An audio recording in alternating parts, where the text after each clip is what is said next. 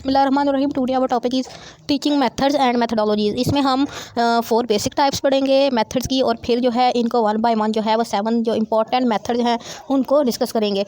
तो सबसे पहले आपको पता होना चाहिए कि टीचिंग और लर्निंग का आपस में कितना अहम एक रिलेशन है, क्योंकि जहाँ पे एक उस्ताद ने टीच करना है वहाँ पे लर्नर ने सीखना भी है। एक टीचिंग जो है वो विदाउट लर्निंग उसका कोई कंसेप्ट जो है वो एग्जिस्ट ही नहीं करता। अगर टीचर जो है क्लास में आगे घंटा पढ़ा कर चला जाए और स्टूडेंट को एक लफ्ज़ भी उसमें से लर्न ना कर सके तो ऐसी टीचिंग जो है वो बिल्कुल भी फ़ायदेमंद नहीं होती। इसलिए इनका आपस में बहुत ही एक कोरिलेशन पाया जाता है। 4 जो है वो मेजर टाइप्स हैं टीचिंग मेथड्स की, ठीक है। और इन एक पहली जो है टीचर सेंटर्ड मेथड हैं, दूसरा learner centred methods, content focused method हैं, और फोर्थ वाला है इंटरेक्टिव या फिर पार्टिसिपेटिव मेथड। तो सबसे पहले देख लेते हैं टीचर या फिर इंस्ट्रक्टर सेंटर्ड मेथड कौन सा होता है। तो टीचर सेंटर्ड मेथड का मतलब ये है कि यहाँ पे जो मेन फोकस होगा ना वो हमारा टीचर ही होगा, ठीक है। और टीचर जो है यहाँ पे एक अपना एज अथॉरिटी या फिर एक मास्टर ऑफ अ सब्जेक्ट के तौर पे मैटर करता है। और एक यहाँ पे एक अथॉरिटी के तौर पे बात ये है कि टीचर ही सब कुछ होगा। लर्नर यहाँ पे जो है वो पैसिव होते हैं, लर्नर की इतनी ज़्यादा जो है वो इन्वॉल्वमेंट नहीं होती, नो इन्वॉल्वमेंट ऑफ लर्नर्स। तो इसमें एक्सपोजिटरी मेथड आ गया या फिर लेक्चर मेथड जो है वो टीचर सेंटर्ड की एक मिसाल होती है। फॉर एग्जांपल लेक्चर देना है तो देखिए स्टूडेंट एक क्लास है, स्टूडेंट पैसिव होती है, टीचर लेक्चर देता है और वो ही एक्टिव मेंबर के तौर पर एक्ट करता है और अपनी टीच करके चला जाता है।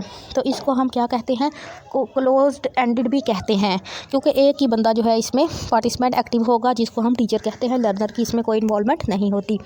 दूसरा देख लेते हैं learner centred method.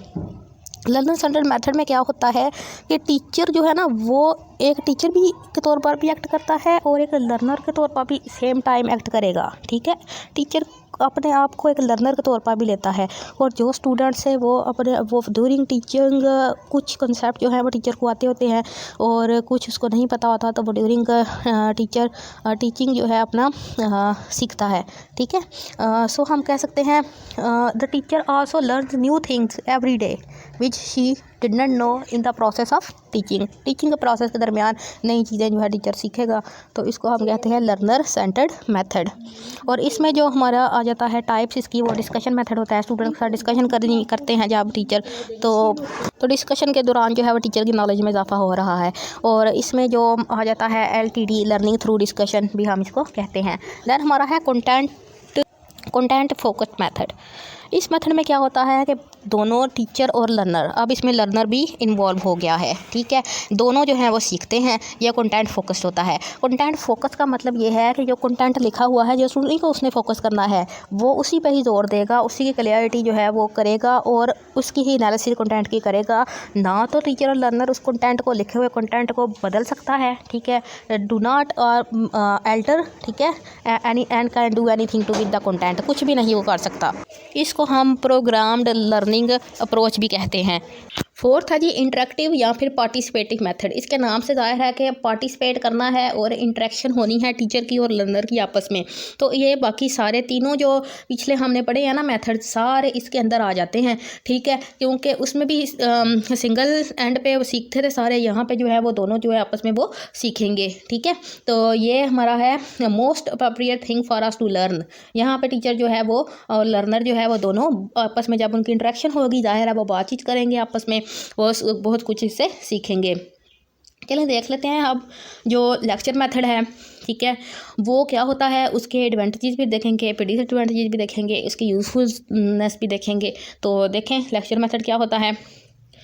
Lecture method में क्या होता है कि हमारा जो इंस्ट्रक्टर है ना, ठीक है, वो प्रेजेंट करता है series of events, facts, principle करता है, ठीक है, और एक प्रॉब्लम एक्सप्लोर करेगा और उसको एक्सप्लेन करेगा रिलेशनशिप, यानी कि एक टीचर ने ही डिस्कशन करनी है लेक्चर मेथड में। तो लेक्चर मेथड के इतने ज़्यादा फ़ायदे हैं, ये लिखे हुए हैं इसमें से चाहते मैं आपको बता देती हूँ। इट क्रिएट्स न्यू आइडियाज़, नए आइडियाज़ मिलते हैं इससे। It is good for a large class के लिए ये गुड होता है।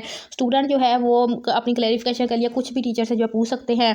इसमें लर्निंग होती है थ्रू लिसनिंग, टीचर बोल रहा होता है, आप वहाँ पे स्टूडेंट सीख रहा होता है, स्टूडेंट्स अपना इनपुट दे सकते हैं टीचर को, ठीक है। और फिर यहाँ पे ये है कि एक इजी लैंग्वेज में टीचर जो है अपना पूरा टॉपिक जो है पूरी क्लास को एक समझा सकता है इजीली, ठीक है। और फिर स्टूडेंट गिव देयर व्यू देते हैं एंड ऑफ द लेक्चर में, और अपने जो है प्रॉब्लम्स की अंडरस्टैंडिंग भी करते हैं लेक्चर में जो वो करना चाहते हैं। इस्तेमाल कहाँ होता है lecture method? To orient students, ठीक है, ओरिएंटेशन देनी हो, इंट्रोड्यूस करना हो किसी सब्जेक्ट को, डायरेक्शन देनी हो प्रोसीजर के ऊपर, बेसिक मटेरियल जो है प्रेजेंट करना हो, डिमॉन्स्ट्रेशन देनी हो, डिस्कशन करनी हो, परफॉर्मेंस करनी हो, ठीक है, रूल्स प्रिंसिपल कंसेप्ट्स को बयान करना हो, क्लैरिफाई करना हो, समराइज़ करना हो किसी चीज़ को, तो लेक्चर मेथड उसके लिए बहुत अहम है। तो एडवांटेज इसका ये है कि इससे टाइम जो है वो बच जाता है, सेव होता है, ठीक है, फ्लेक्सिबिलिटी होती है, इसमें जो है वो रिक्वायरमेंट्स इतनी ज़्यादा नहीं होती, अडेप्टेबिलिटी होती है, टिलिटी होती है, और ये जो है ना बेटर होता है। लेकिन इसका डिसएडवांटेज भी क्या होते हैं कि इसमें वन वे कम्युनिकेशन बहुत ज़्यादा होती है। स्टूडेंट क्वेश्चन तो करते हैं लेकिन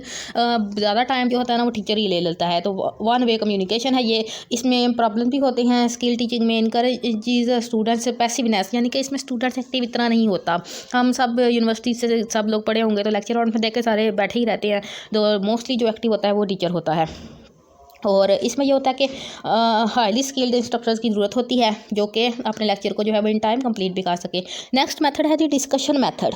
डिस्कशन मेथड में क्या होता है कि एक ग्रुप है, ठीक है, वो डिस्कशन टेक्निक्स के ऊपर डिस्कशन करेगा, ठीक है, और अपने ऑब्जेक्टिव्स जो है वो लर्निंग के वो हासिल करने की कोशिश करेगा।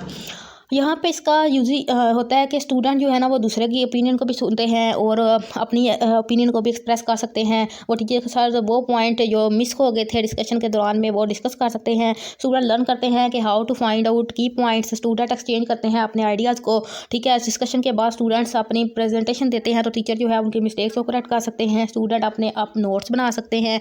लर्निंग जो है इसमें ज़्यादा इफेक्टिव होती है as compare to lecture method, ठीक है। तो इसके यूजेस क्या होते हैं?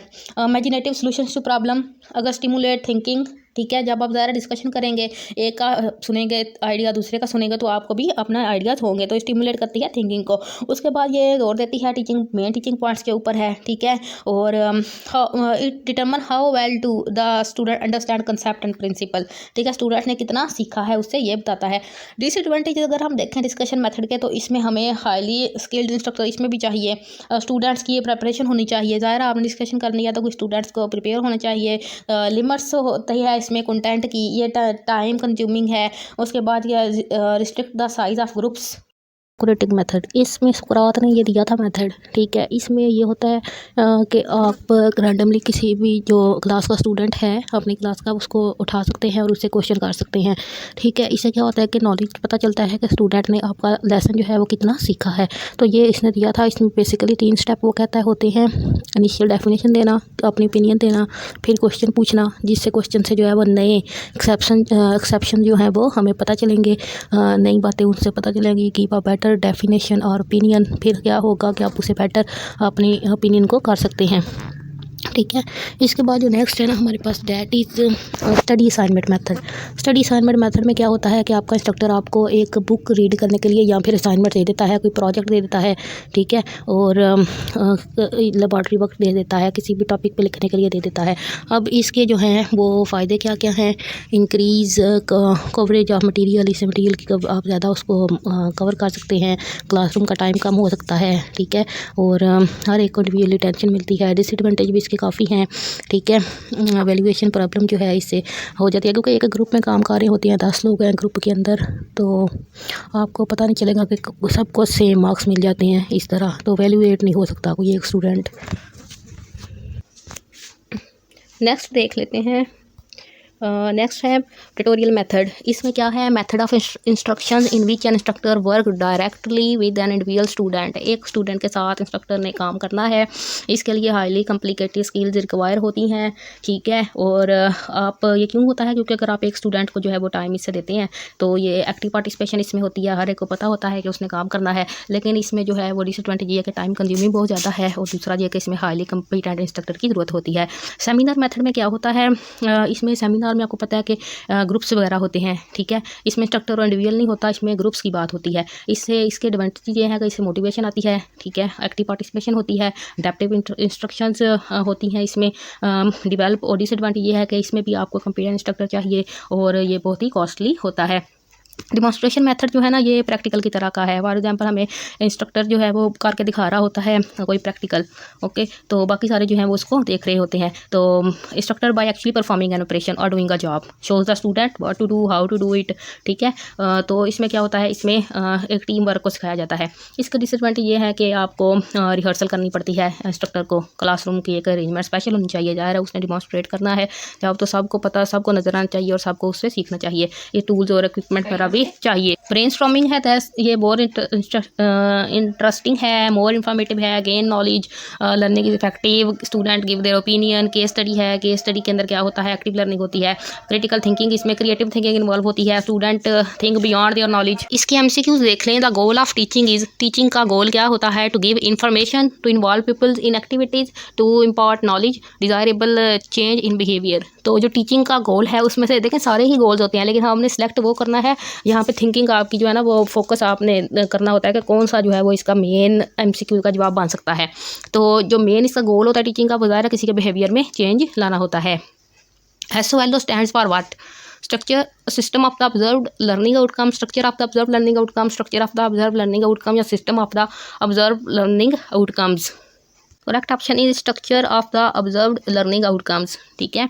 और SLO टैक्सोनॉमी कितने लेवल्स होते हैं इसके, सोलो के 5 लेवल्स होते हैं। ह्यूरिस्टिक का क्या मतलब होता है, to investigate, to show, to do, to act. तो इसका मतलब होता है डिस्कवर करना, तो इन्वेस्टिगेट करना इसका होगा, ठीक है।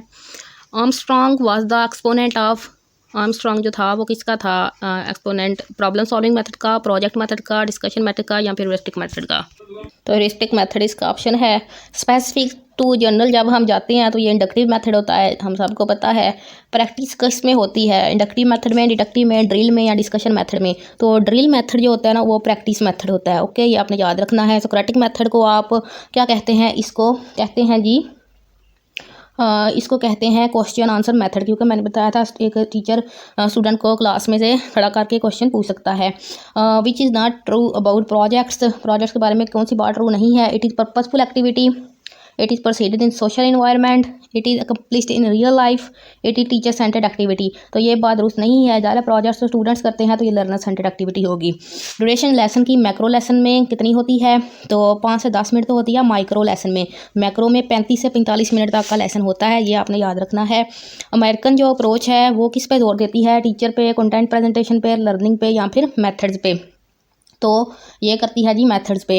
Which one is not a type of lesson plan on the basis of objective, micro lesson plan, cognitive, affective या साइकोमोटर। जब तीनों चीज़ें एक से रिलेट कर रही हैं आपस में ब्लूम टैक्सोनॉमी से, तो माइक्रो लेसन प्लान ही रह गया जो कि बेसिस नहीं है, ऑब्जेक्टिव की बेस के ऊपर ये 3 लेसन प्लान होते हैं।